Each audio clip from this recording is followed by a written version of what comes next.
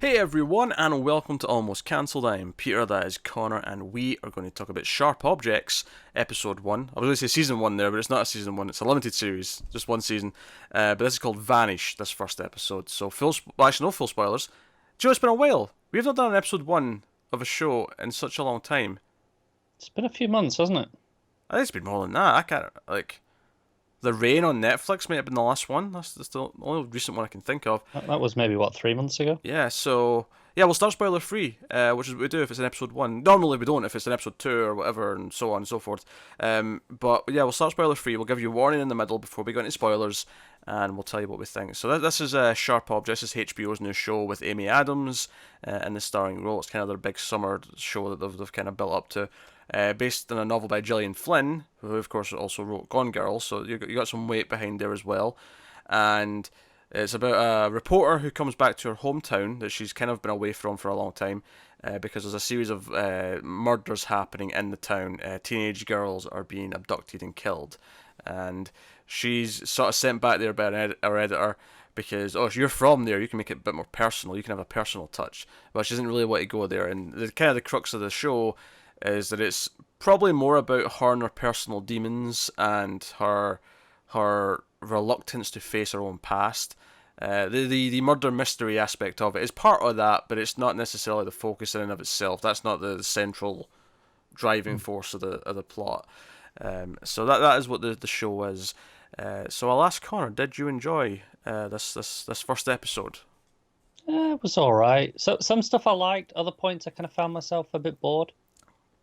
It is a slow burn. It's definitely a slow burn of a show.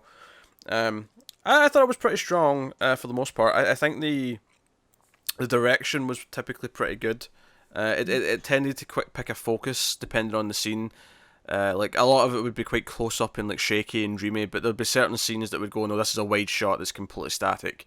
And whenever it did that, it made sense dramatically as to why it was doing it. So there was a lot of nice little directing touches throughout, I thought. There's some flashbacks in the episode to, and I assume probably the whole show, to her childhood there. And the actress, whose name I can't remember, but I'm pretty sure that's from It, who plays Beverly. Oh, was it? Yes. I think I made a joke when we heard she was going to be in this, that she's playing both a younger Amy Adams and a Jessica Chastain. Like, she's basically the young ginger actress you have now to be the young I don't version. remember that conversation at all, but it sounds like something you'd say. It does sound like something I'd say. I mean, it won't last for long. She already noticeably looks much older in this than she did in that movie. I mean, it's only a couple of years, if that, but it just, obviously at that age, you're aging so quickly that it comes like, oh yes, it's her, but she looks a bit older. But yeah, I thought the flashbacks were some of the strongest stuff, actually, because they had this kind of almost dreamlike quality to them. No, definitely. So that stood out to me. So no, I like that. I think I'd say I liked it overall. I do agree it's definitely maybe a bit too slow in places for its own good at times. Yeah, I couldn't even pick out exactly where it was that I am saying, oh, occasionally I found myself bored. I couldn't tell you what it was that bored me specifically. It was just every so often I noticed I was kind of checking out a little bit, and I was like, oh no, come on, pay attention. And I was Yeah, having to jolt myself back into it a little bit. because it's actually very strong in terms of everything it's doing. And like I say, you've got Amy Adams at the centre, kind of anchoring the whole thing with her performance. And it is a very good performance. Like right away, Yeah. she's this broken person who's clearly like relying on alcohol to get her through the day. But again, she hides it. She hides it. There's a scene where she's offered alcohol, and she says, "No, I'm on the job." But Mm. in the same episode, there's scenes of her buying alcohol from the store at like I didn't quite catch the time, but the implication was that it was like 10 a.m. or something like that. It was the Yeah. morning, and she's drinking to get through the day. So it's like this idea of hiding who she really is, and that's a big theme of the episode, is like her hiding how she feels about anything. And I think that's kind of the theme of the show as a whole. Almost all of the central characters are all kind of hiding how they're feeling. Yeah. So I think it handles that stuff really well. And I think the direction's really strong and the acting's really good. It's actually written by Martin Noxon, who also wrote for the hit television show Buffy the Vampire Slayer. I was wondering where you were going with that because I didn't recognize the name. I was like, is this someone I should know? And then I was Uh, like, no, I'm not. It's just a Buffy one. Here we go again. it's so easy. It's so easy. It is when There's they give you them on a silver platter like that. Yeah. there's people from that show spread around all around the TV and movie industry. It's so easy to just find them Yeah. and Yeah, it reference it. is. So easy. Uh, but yeah, so she comes to the small town. The small town does seem to have it's it's essentially one of the characters in the show, and Yeah.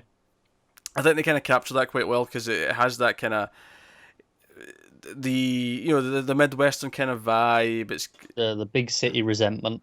yeah, and it's also kind of run down. Like you can tell the industry's not as good as it once was. Yeah. And like in our mother character played by Patricia Clarkson, she is a very almost over the top character, but because I think that was actually one of the things that when I say it has like a dreamlike quality at times, the flashbacks definitely do, but whenever she was in her mother and stepfather's house, whenever she Mm. was there and it was interacting with them, it had this kind of quality of like her being such a caricature, but in a very kind of I don't like to quite say realistic, but No, because it's not quite believable, is it? it's more the notes that she's playing feel realistic, even if she herself feels a little bit over the top. Yeah, it's a real core, but it's heightened. It's not turn up to 11. It's like t turn up to 8. Yeah, yeah. If the realistic version's like a 6, she's just up a couple of notches. She's 10-8. Yeah. Yeah. Honestly, I was expecting to find out she was ill or something. Like she was a little bit ill, and like that's why she's acting like this specifically. Yeah, okay. I And can we may see still it. get that, maybe. I We don't know. might, yeah. Yeah. But I was like, is she mentally ill? Is she like kind of like getting delirious in her age, and this is why she acts specifically like this. Mm. But the episode certainly implies that that's not the case. It's just no, she is this way, and she does care about her And image in this and sense. yeah, it feels like she's always been this way, right? It's not like an age thing because it feels like that's kind of part of why she left in the first place. Oh yeah, because obviously Amy Adams ran away, and you get this impression. There's a great thing. One of the early flashbacks when her and her sister, her childhood sister, and I specify that because her childhood sister, it becomes quite clear, didn't make it to adulthood. Like she died when she was young, and she's got this new younger sister from the stepdad that she doesn't really know very well, and she's like so she's the contemporary sister. Who I thought they were calling it Emma, but it's Amma. It's Amma. Amma. It's a And weird name, that is isn't a it? weird name, yeah. And then you have the sister in the flashbacks, and so there's a scene early on when they're sneaking back out of the house because they weren't supposed to be out, and you see like a glimpse of the mother from the side of the stairs, and she's like holding a drink in her hand, and then they go up the stairs, and then you see the dad or the stepdad's kind of in his little parlor listening to his records, and he's kind of moving around. There's a really neat thing later on when it's her there as an adult, and she's sneaking out of the house, where she looks down the sides of the stairs and she sees very similar shots.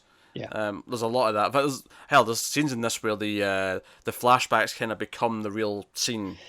Yeah, it's like she's watching the flashback almost. Yeah.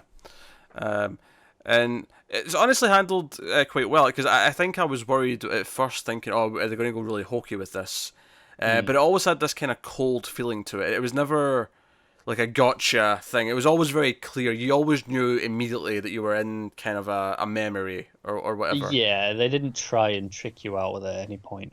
Yeah, so I appreciate that. I think that's good. I mean, I think it's mostly pretty strong. I think as I was watching, I felt like a veneer of like, okay, they've put a lot of money into this. They've got Amy Adams. They've got the director who did The Big Little Lies last year, which was another big hit for them, which also had like notable stars in it. Mm. And it's this very cold, very depressing show, and like if you're in a bad place and you want something cheery, do not watch this. This is clearly going to go down a very dark path. There's people being killed. Amy Adams is a wreck. Her life is in a shambles, and she can't admit it to herself. And this is going to be a dark path of misery. I can warn you that right now. Yeah. I hope there's a light at the end of the. When we get to the episode 8, I hope there's a light in that episode of like maybe there's hope for the future. But given the tone of the show, I'm not sure there will be. It could. No, it's it's I didn't realize it was the same director as Big Little Lies, and I think it's funny. I have a similar feeling after because I watched the first episode as that, Mm. and it was like, I mean, it's good. I get it. But it just, something didn't quite click for me, and I feel the same here. I'm a little bit. I feel a little bit detached from it. Like it didn't draw me in. Even though, like we say, everything that it's doing is technically it's quite good, right? Yeah. Strong performances, strong direction, but something just didn't click.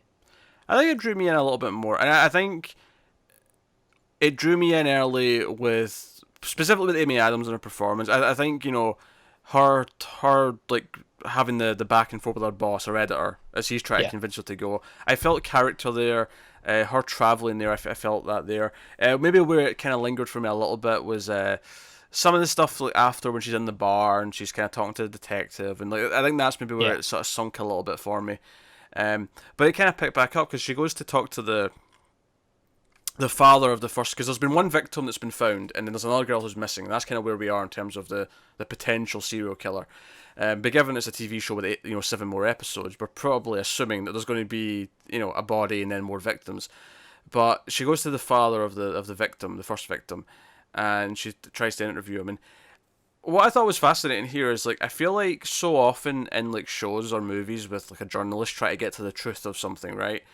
Is they'll be painted as kind of like a noble cause where they're trying to like do this for the right reasons, and they're you feel like they should be there regardless of how bad it's making people feel, because it's going to like paint the picture and all that. And then other times it can be kind of the opposite, where they're these like slimy assholes who are like getting in there just for the basically just the for the story. paycheck, yeah. So so for the fame for themselves. And I do think it's interesting that she doesn't feel like either of those extremes in this. It's a very weird, like, she's doing it for a job, she's being respectful of those around her, but there's definitely kind of like a, this is my job and I'm going to get to the bottom of it kind of thing. Yeah, it's when she kind of feels a bit detached from it, right? Even Yeah. though this is her hometown, it's people that she knows, but ultimately she's like, okay, I suppose I'll do this. If this is my job, this is what I got to do. She doesn't really Oh, want to be doing it. oh, she doesn't want to go back to her town at all. She like refuses at first, and like he Yeah, has to like talk her into it as the boss and be like, no, you go do this because maybe you'll actually learn something by confronting your past. And I think that's a big thing of the show here is that she doesn't want to think about her past. She's been running from it. She doesn't yeah, want to think about it. But I think that scene picked up for me because that scene kind of gets tense at one point, and we realise what type of character this guy is, and it kind of bounces back to her, and like I got very like scared for her in the moment. Not necessarily that I thought he was maybe the killer or whatever. I mean, it could end up turning out that's the case, but it was more just how vulnerable. I mean, she never acts like she's been vulnerable, but she's actually putting herself in a lot of kind of dangerous situations by going and talking to these different people who it just I was getting this, and I think a big part of the show is the idea of how vulnerable people are, specifically women, because I mean all the main characters are women. That's very, because it's her, Patricia Clarkson, who's the mother, and then the sort of the younger like half sister. yeah, So, and they all seem to be kind of representing different stages of not the same person's life, but a very similar person's life. Because the idea that Patricia Clarkson is also drinking all the time, it might be in a fancy glass and it might be around the house, but similar. yeah. And when she talks to the half sister eventually, she also is like basically comments on how she's like, oh, I think we're kind of alike, and I'm kind of like you when you were my age, and Amy Adams almost looks horrified at that. It's just like, oh, that didn't work out for me. Maybe, Yeah, maybe, I hope not. maybe think about some other options for your life. So yeah, there's a lot also because one of the first flashbacks is you see her and her sister are roller skating down the road and their hands are out. And it's very angelic and it's very sort of you're almost like I kind of want to do that. I can almost feel the breeze, especially in this heat. I can feel the breeze as they're Do you know what? go down the That's road. something where in one of the very first scenes, maybe the very first one, where she's lying in bed in her apartment, and there's a fan on in the corner, Oh yeah, and it's pointing out towards the screen, and I was like, I could almost feel that fan. That's how much I was just like, oh yes, I want that. yeah. And even the idea that she has two phones, one that has all of her old music on it that's cracked, but she still uses it for her music. And this idea that it's separate from the current phone that she uses for actual things, because there's a whole thing. I mean, the opening scene with her actually, she picks up that one to answer, and it doesn't do anything because it's not that phone. And there's this idea that there's this locked separate life that she's not revealing to everyone. And obviously the ending, which we'll get to in spoilers, kind of obviously really brings that to the forefront. But So no, I think this is a show that more than anything else is a character study. Yeah, definitely. I think that's what it is first and foremost. So as much as I'm sure there'll be some cool stuff that comes from the murder mystery, and we'll maybe have some good nice tense scenes because there's one or two scenes in this that are really good in that sense. Mm. But that's all it is. It's just one or two. The most of the episode is not specifically about dealing with that. Even if that's what she's actively doing in the scenes. Yeah. But it's not what it's about. Yeah.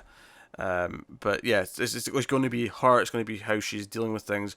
Maybe learning from mistakes. Maybe accepting some of her past. Although that may not come till very late on. I feel like there's going to be more of a downward spiral perhaps before we Yeah, get to you don't start a story and just go up from there. No. Yeah, she has to get to her worst, and I'm almost terrified to imagine what that worst might be.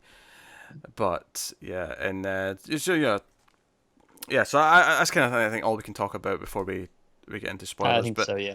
before we do get into spoilers, though, it's probably worth mentioning for folk if we plan on watching any more of it before we get into the shady details. Okay. You know, I mean, if people are coming to see the spoiler free section, they're Yeah. thinking, "Oh, are they going to keep doing this? Is it worth watching more?" Especially if they want to watch along with us, if we're going to be watching it, we should probably at least have an idea right now. Yeah, I mean, I think I'm down for checking out one more at least Yeah. and seeing if it draws me in a bit. But if I'm not drawn in after what will I know it's only 2 episodes, but that's a quarter of it at that point, right?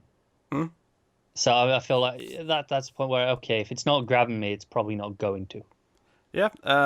Okay. We'll do episode 2 for sure. We'll definitely do that one, and then we'll see how we feel after that. I do want to see more. I want to see, given where this one ends, I do want to see where it goes from there, and what we do from there. Because this episode's a lot of like introducing us to all the main players and introducing us to the themes of the show, without getting to the real darker aspects of it. Yeah, there's weirdly not given that this is an episode 1 and episode 1s are usually a lot of plot. There's actually not much plot in this episode. Yeah. I know that's weird to say, but it's okay. Here's some setup, but it's even the setup's quite simple compared to most episode 1 setup stuff. Which I actually kind of appreciate. How often do we talk about pilots that Are overstuffed? That have to overstuffed so much plot because they feel like they have to set everything up before we get to the end? I know. I agree. I feel this one could have done with maybe a little bit more than it had. Given that a couple of times it was a full hour long, and I felt like maybe there wasn't quite enough for that full hour. But I do appreciate the confidence, I guess, in saying, no, this is enough. That is confident. You never feel like they don't know what they're doing. Like even if you don't agree with the end result, you never get the feeling that they stumbled into this out of like stupidity or definitely not. No. Yeah, like this is confident filmmaking for sure. Absolutely. So yeah, so spoilers, full spoilers then for Sharp Objects episode 1. So we end with, we'll talk about the money shot at the end, if you will, which is Amy Adams like finally, and it never even occurred to me that throughout the episode, not that I expected to see her naked throughout the episode, but that she was covering her arms. Say, like I never necessarily, because she's wearing sleeves, whatever. Yeah, you don't really notice it because she's just. I mean, I guess that's the whole point. No one else notices because she's just wearing clothes. Yeah, she's covering it up, but she's got scars. She's written. Not only does she have scars all over her body, they're words. She's written words and scars. And the final thing we see is the word "vanish" on her arm, which obviously is the title of the episode. And I'm fairly certain that every title now is going to be on her body somewhere. Probably. I haven't seen any of the titles. I hope they're all one word for her sake. Yeah, they might not focus on it the same way they did here, but it wouldn't surprise me if you were looking for them that you would see them. Although I did question. There's some words that are on her back, and all I could think was, did she get help from someone else to like write it on her back? Because I have a hard time believing you can. Depends whereabouts on your back. Like, I mean, it was like right in the middle of her. Yeah, her back. I mean, I don't know. I can get the middle of my back quite easily like that. Oh, I can't. Maybe this is just the person to person thing then. I can't imagine how. That said, my arms do have a little extra, benefit of bending a bit more. Is this a ginger thing? No, it's like a double jointed thing. I don't know. You see it there, like for the. Oh, jeez. Okay. Yeah. For the audio people, he just did something disgusting with his arm. Just my knees do it as well. They go like backwards in the same way that my arms did there. So like maybe this is maybe most people would struggle to reach there on the back. To me, that would be quite easy. I don't know, I'm just the reason why I bring it up though. I was wondering like, oh, will we see there was some sort of like reliant harm between her and someone else? Like, is that going to Mm. be part of the story at some point? Because I feel like we're going to get more of her backstory as we go. And it shows you how much she's been hiding, and I think that's kind of what really like cinched what the main theme of this show was, is it's everything we hide and we're desperate not to let other people see. Which is why I think it's smart to use a journalist. Oh sure, yeah. The whole point is discovering the truth. It's almost, oh, it's not hypocritical. That's not the right word, but It's ironic. it's ironic. Yeah, it's ironic that she's hiding as much as she is. But the idea that we didn't notice, that we weren't even looking for, I think is a criticism that people don't notice when someone's going through something if they don't want it to be found, or even if we want to tackle it for more. Again, the idea that this is a very female centric show. It says all the main characters are female. The men are very much not all antagonists, because I don't think the detective's an antagonist. I don't think the Yeah, same with a redditor. yeah. He's not being a dickhead. It's like, no, this is your job. But he's he's also pushing her, right? he's pushing her, but he's also not necessarily paying attention to why this is bothering her, why, like, the can of worms that he's unleashing upon her. Yeah. Um, and I think it's actually really genius to not let us see any of this, and almost for us to have that moment of like, oh, we weren't even paying attention and looking for it. We didn't, like, even though, and obviously the irony here is that all episode, I'm like, no, everything's about her pain and what she's going through, but at the same like time, we're seeing like the alcoholism and stuff. yeah. We're seeing the other symptoms. But there's a neat little twist here of, no, we weren't looking for this, and that's kind of the point, is that there's this hidden pain that no one's looking I for. think it's also just a way of showing it's how easy it is to hide for a Yeah. person if they want to, because clearly she does want to hide it. She doesn't want everyone to know this. Yeah.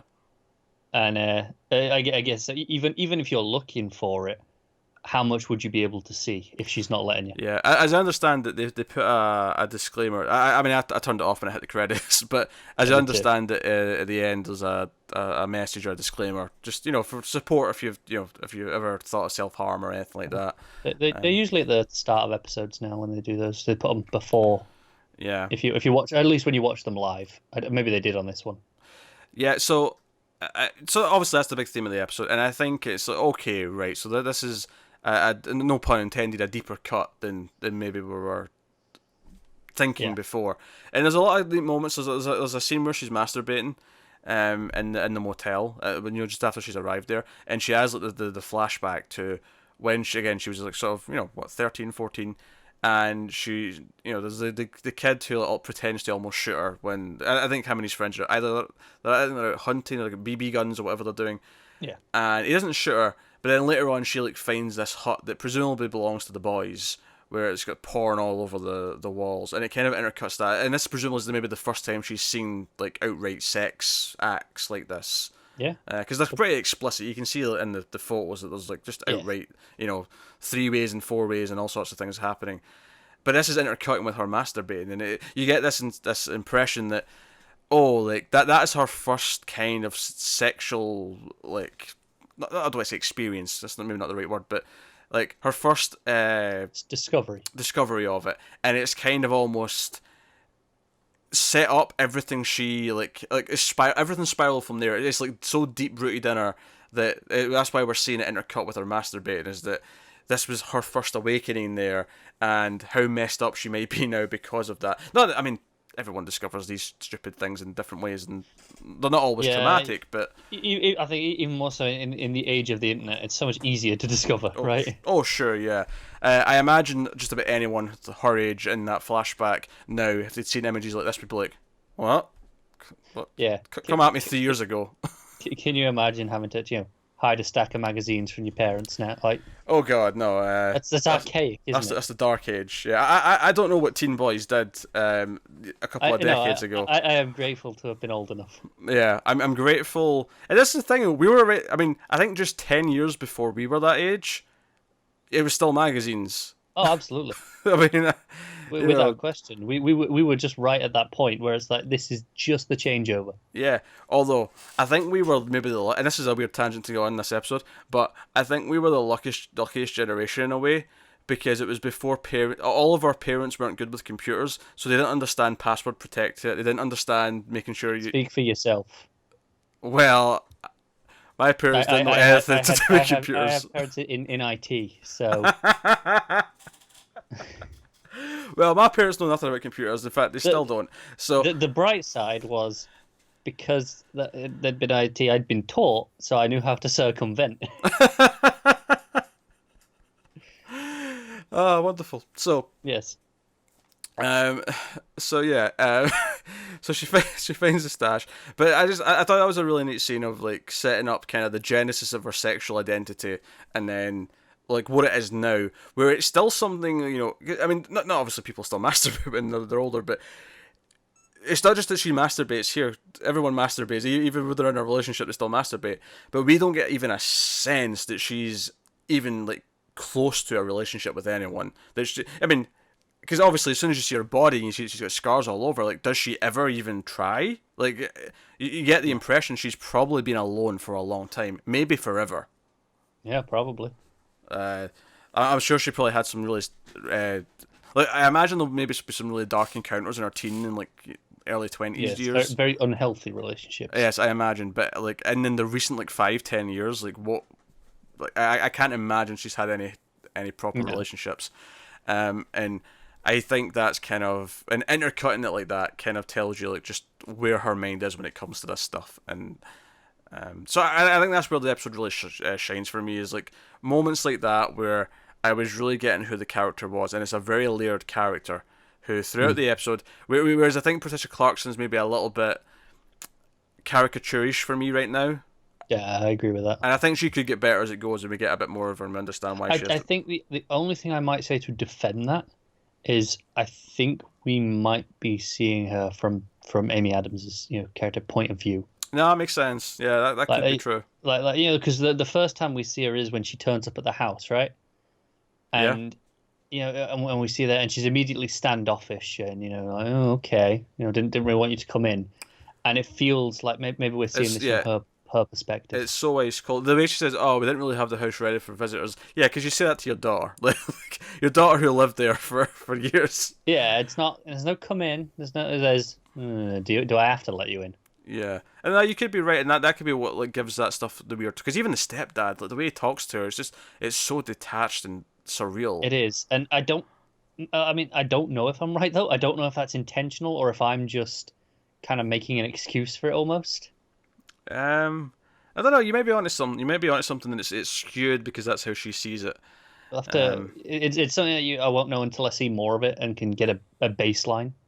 yeah, because the scene with the father, she goes to the interview, and he gets kind of oddly homophobic at one point and says, "Well, he was probably, I mean, he uses harsher language, but he's like, oh, he's probably gay because he didn't rape my daughter. He just killed her." And that's a bit of a blessing almost. But then Amy Adams asks, "Oh, like what? Like where were you that morning?" And he gets very defensive, and it gets kind of really intimidating very quickly. And and I'm not saying that that he's not being intimidating because it wasn't scary. It probably is, but I'm wondering if even small moments like that are again a little bit heightened just because it's from her perspective. Because that's the moment in her mind where, oh no, he's seeing me as some sort of threat now, Yeah, and that could end badly, especially if he did have anything to do with it. So yeah, no, I wonder about that, and because the scenes with her and the sheriff, I mean, the scene with her and the sheriff, I wasn't necessarily as into as much.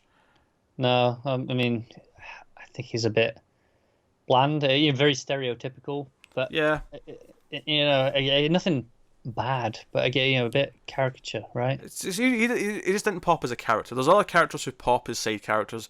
He didn't. Here's a small touch I liked actually. At one point when she's in the town square, you just very briefly she glances over and you see like kids roller skating, Yeah, down like by the alleyway, and she does look over, so it does kind of direct you to it, but it's so blinking you miss it that I like kind of the subtlety of it. It's like, oh, like she's just that's what she used to do. That's what she used to be like. Or even just the fact that at the start of the episode in the flashback, she's roller skating into town and she's looking at all the the signs and the paintings and the walls and stuff, and she's seeing them all again as she's coming in the car as she's driving yeah, in as an adult, and it's going back. There's a lot of great little touches there like is that. definitely.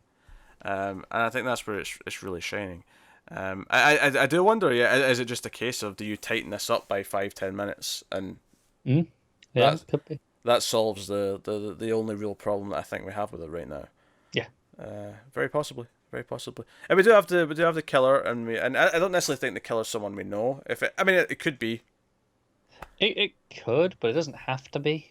No, I wonder if it's almost unless what we're talking about where it's someone like the killer could almost mirror the other characters where the killer's hiding this pain that is being unleashed by the murders. That's what they're doing.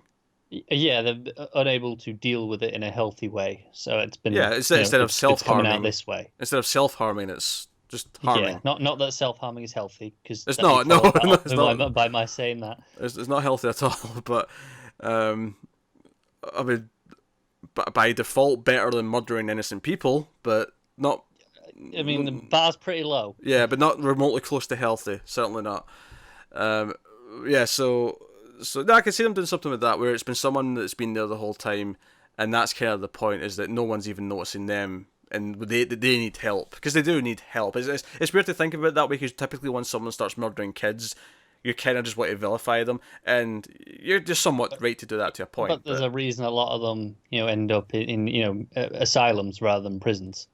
Yeah, but I think the point is that maybe if we didn't ignore the signs, if we actually saw that Yeah, people were in pain and got to them before it escalated to something like this, we we could stop it from happening. Is kind of the point, yeah, which definitely. adds this like even more depressing like layer to the town, because then there's almost this almost guilt essentially that Yeah, I think it's worth noting as well. Like the mother, she cares a lot about her the way people look at her, her image, yeah and she wants to hide the flaws, she wants to hide all the right, but things, yeah. she doesn't care about how anyone else looks. It's just no.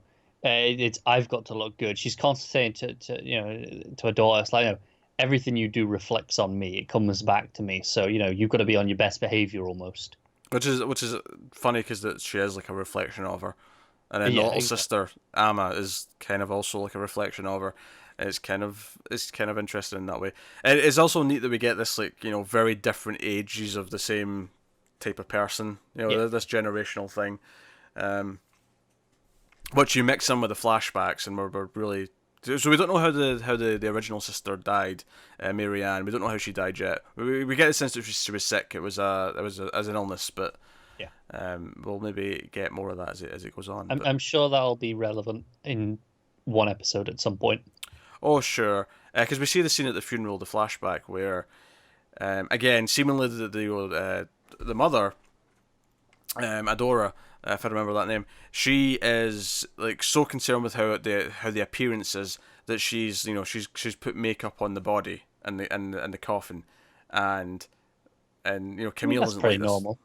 No, it is normal, but Camille like isn't really fond of it. She Yeah. reacts to it and tries to wipe it off, and she has to be held back. Um, so clearly at that young age, she was already kind of rebelling against what her mother's like ideals of everything has to be up to the public image standard that I Yeah. I uphold myself to, including my dead daughter. And maybe there'll be more to that as well. Maybe we'll find out that the girl herself wasn't into that kind of thing, Yeah, maybe. and she'll see that as like a betrayal to her, and that's why it's upset Yeah, her it so could well much. be because I admit when I was saying that I didn't think it was that big a deal that she was freaking out about it Mm. because I thought, well, that's kind of what everyone does. So unless it was like I say, making a statement of it was out of character for her to be wearing makeup at all, sort of thing. I've never actually been to an open casket funeral myself. I mean, not. No, I mean I know Uh, I've seen it play in TV and stuff, but I've been to a few. no, no. Always been closed. Always been closed. I actually, for the first time last year, I went to one that was actually a burial, because everyone I'd been to before that was a cremation. Right. And last year I went to a burial for the first time, and I actually was like, "Wow, we have to go to like two locations." Oh God. Yeah, most of the ones I've been to have been burials. So it's only recently that I've been to some cremations. Yeah, it was weird that I had to like travel to a second location for the actual the actual Yeah. burial part of it. Yeah. You know. Um, No, I'm with you. but there's just a bit of tangential information for you. But hey, so no, so pretty solid, pretty solid. Maybe not quite clicking everywhere that we want to click quite yet. Yeah, it's technically very good. It's just lacking a spark, I think, Yeah. for now. Well, it's quite quiet TV wise right now, so we'll definitely give episode 2 a shot Oh, definitely, yeah. and see how we're feeling about it. I'm hopeful though. The reviews have been very good because I know the press got 7 out of 8 episodes. They gave them everything but the ending, which That is must. a dick move. Yeah, I can only imagine if you're a member of the press, you got your review copies and really get into it. You love the show. You get to the Yeah, end you of gotta episode wait, 7. 2 months plus to get to that last Yep, ending. yep. But on the upside though, they can pretty confidently say, "Oh no, it's pretty rewarding." I mean, as long as it sticks to the final landing. Yeah, yeah. That's a weird amount for them to be given. Usually, when it's this much, they're given, up to half. Yeah, yeah. I'd expect 3 to 5. Yeah, that's strange to go 7, but not 8. Especially since it's based on a book. I mean, they can go check the ending if they want. They can, unless they're changing the ending relatively significantly, because I believe, the author is involved, right? Yeah, she's written several episodes and she's executive producing. I did hear it from skimming reviews. Up to episode 7 is pretty faithful to the book. Right, okay. So Fair there it is. enough then. So there it is. We'll see. But yeah, so we're back next week, episode 2. Let us know what you thought of the episode in the comments below. Like and subscribe, all that stuff. Get us on the Twitters at mailed_fuzz for channel updates. If you want to support the channel, head over to patreon.com/mailfuzztv. And what, you shaking my head because I hit something? Sound professional. Well, you hit us up on Patreon. I'm doing a hit to show you what hitting up is. Go to patreon.com/mailfuzztv, and if you want to support us, you can do that there. But it's also got a list of all of our shows, all of our audio feeds, so it's well worth going over and having a look anyway. There's a link in the description. But that's us. So thank you very much once again for watching and listening. We always appreciate it. Keep watching TV, guys. Have you got any vanilla?